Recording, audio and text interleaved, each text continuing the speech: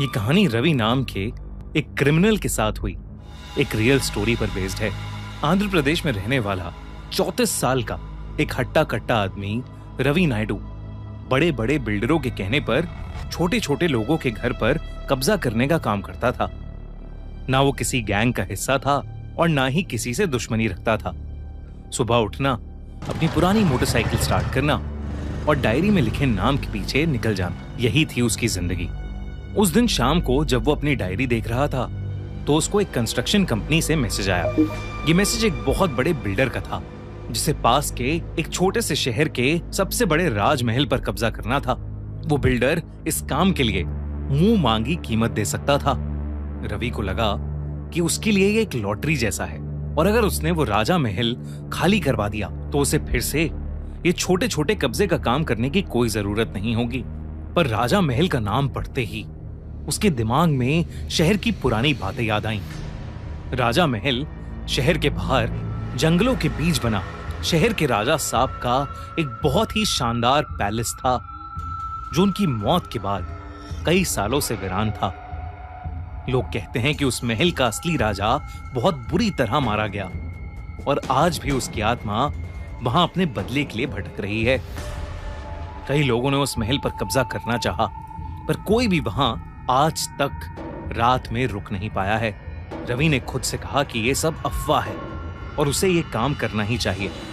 दोपहर को रवि अपनी मोटरसाइकिल पर राजा महल की तरफ निकल गया। रास्ता धीरे धीरे सुनसान होता गया। शाम ढलने लगी। शहर के घर पीछे छूट गए और पेड़ों के बीच से गुजरते हुए आसमान का रंग बदलने लगा। हवा ठंडी नहीं थी लेकिन भारी थी, जैसे हर सांस के साथ कुछ और भी उसके सीने के अंदर जा रहा हो। राजा महल का गेट सामने आया। लोहे का बड़ा सा गेट आधा झुक चुका था। उस पर जंख जम चुकी थी और पेड़ की बेलों ने उसे पूरी तरह से जकड़ रखा था। रवि ने मोटरसाइकिल बंद की। जैसे ही इंजन की आवाज खत्म हुई, आसपास की सारी आवाजें भी जैसे दब सी गईं। कोई पंछी नहीं, कोई जानवर नहीं, सिर्फ खामोशी और एक हल्की सी हवा जो जंगल की पेड़ पत्तियां हिला रही थी। ऐसा लग रहा था कि शायद वो हवा रवि को कुछ बताना चाह रही थी, लेकिन रवि का उस पर ध्यान नहीं था। रवि ने गेट के अंदर कदम रखा। राजा महल अंदर से और भी ज्यादा भयानक लग रहा था। ऊंची छत, लंबी कॉरिडोर्स और दीवारों पर पुरानी पेंटिंग्स जो आधी मिट चुकी थीं। कई तस्वीरों के चेहरे घिसे हुए थे। पेंटिंग में आंखों की जगह सिर्फ काला रंग था, जैसे किसी ने जानबूझकर उन्हें मिटा दिया हो। रवि पेंटिंग्स देख ही रहा था कि तभी एकदम से उसे ऐसा लगा कि जैसे कोई उसे देख रहा है। उसने आवाज लगाई, कोई है? कोई है यहाँ?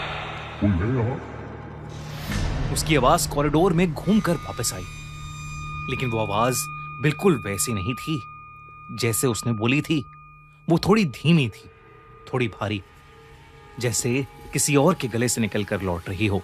रवि ने इस पर ज्यादा ध्यान नहीं दिया और चुपचाप राजा साहब के कमरे में चला गया। वहां जाते ही उसे अजीब से चक्कर आने लगे तो वो कुछ देर राजा के पुराने से बेड पर जाकर लेट गया। उसकी आंख कब लगी उसे पता ही नहीं चला, लेकिन फिर कुछ ही पलों में एक आवाज ने उसे उठा दिया। किसी के चिल्लाने की आवाज। वो आवाज जमीन के नीचे से आती हुई लग रही थी।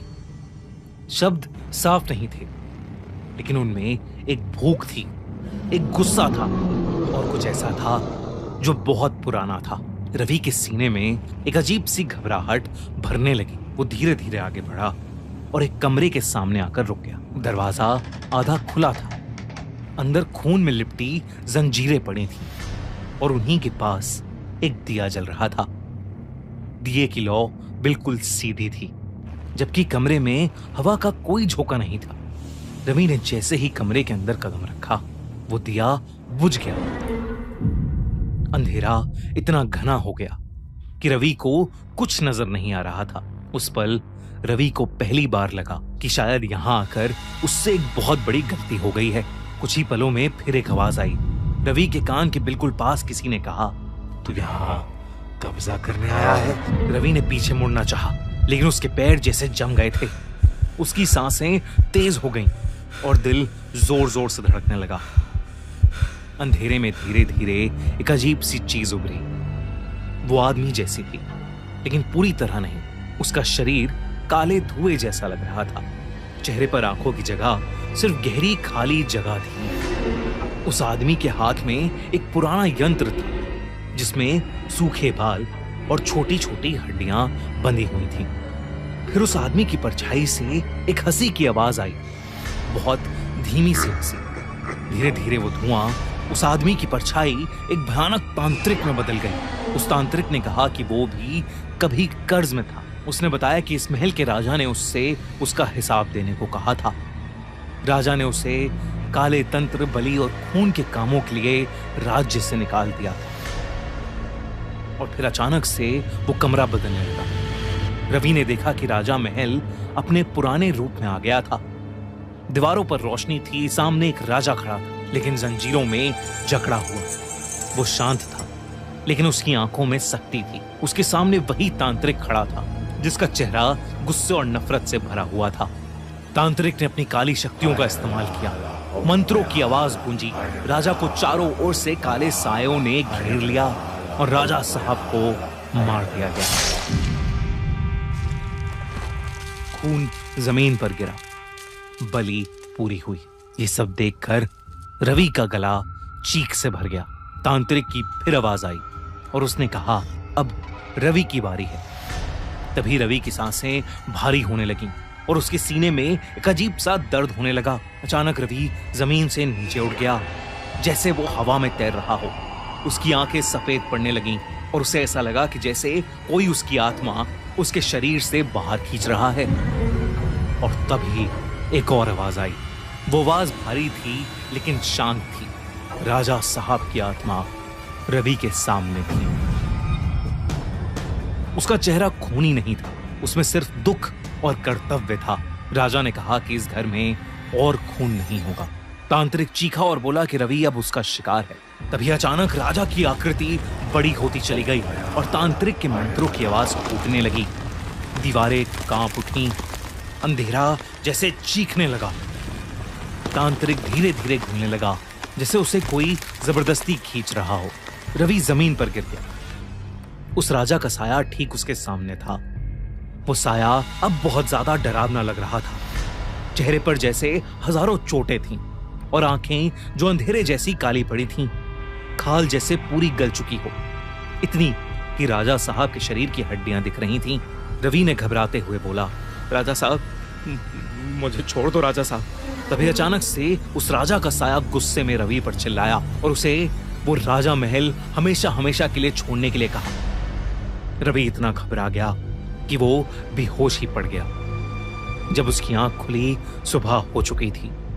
राजा महल वैसा ही था जैसा सालों से था, टूटा हुआ, खंडर, खामोश, जैसे रात में कुछ भी नहीं हुआ हो। रवि बिना पीछे देखे वहां से बाहर भागा। उसने बिल्डर को ये काम करने से सख्त मना कर दिया। तब से वो राजा महल आज भी खाली है। शहर के लोग आज भी कहते हैं कि वो राजा साहब का महल रात में जिंदा हो जाता है। आपको क्या लगता है? हमें जरूर बताइए।